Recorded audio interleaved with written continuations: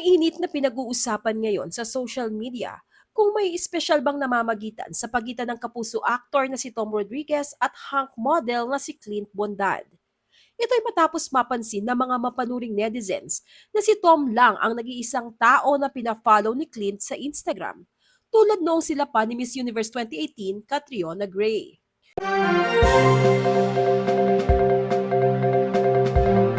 Nitong Martes ng gabi May 21, trending sa X ang post ng isang netizen kung saan ibinalita niya sa lahat ang kanyang napansin sa following list ni Clint. Ayon pa sa kanya, si Tom lang ang nag-iisang pina-follow ni Clint sa Instagram at wala nang iba. Anya just in, Clint Bondad is only following Tom Rodriguez on Instagram. No one else. Mabilis namang nag-react dito ang maraming netizens. Hindi maiwasang maintriga ng netizens at bigyan ito ng mali siya. Dahil kung matatandaan, ang ex-girlfriend lang din niyang si Miss Universe 2018 Catriona Gray ang pina-follow noon ni Clint sa Instagram. Sa kabilang banda, kung titignan naman ang following list nito, makikitang naka-follow din siya kay Clint. Kaya tuloy hindi mapigilan na mag-overthink ng netizens na baka may something o may namamagitan umano kina Clint at Tom. Komento pa ng ilang netizens, OMG ka Mars, what's the tea? Catriona ang peg mother, ganyan siya kay Kat dati, di ba? Charot.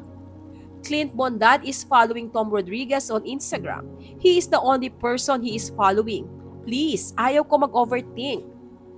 Samantala mukhang nagugat naman ang malisyosong espekulasyon na ito sa hindi mamatay-matay na isyong bading o miyembro ng LGBTQ community si Tom. Hindi lingid sa kaalaman ng marami na matagal nang kino-question ang sexuality o gender preference ni Tom kahit pa noong girlfriend pa lang niya ang kanyang ex-wife na si Carla Abellana. Lalo naman itong tumindi nang maghiwalay sila ni Carla after 3 months of being married. Kung babalikan, isa sa mga umugong na dahilan noon ng hiwalayan nila ang issue na huli umano ni Carla si Tom na may iba pero hindi babae.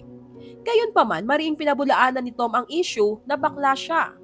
Sa kanyang latest interview, isiniwalat din ni Tom na may bago na siyang karelasyon at hindi raw ito taga-showbiz.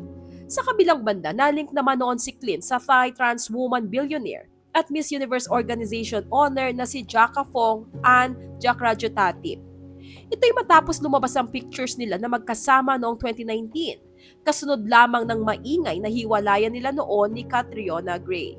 Ngunit noong nakaraang taon lang, nagulat ang lahat nang i-post ni Clint ang tila goodbye message sa kanya ni Anne, kung saan inihayag nito na pinuputol na niya ang anumang relasyon nila.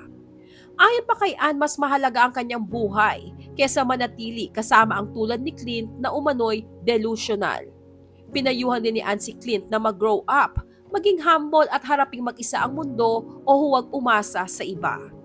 Sa kasalukuyan ay wala pa namang pahayag o reaksyon sina Tom at Clint hinggil sa isyong may something sa pagitan nilang dalawa. Ano pong masasabi nyo sa isyong may relasyon sina Tom at Clint?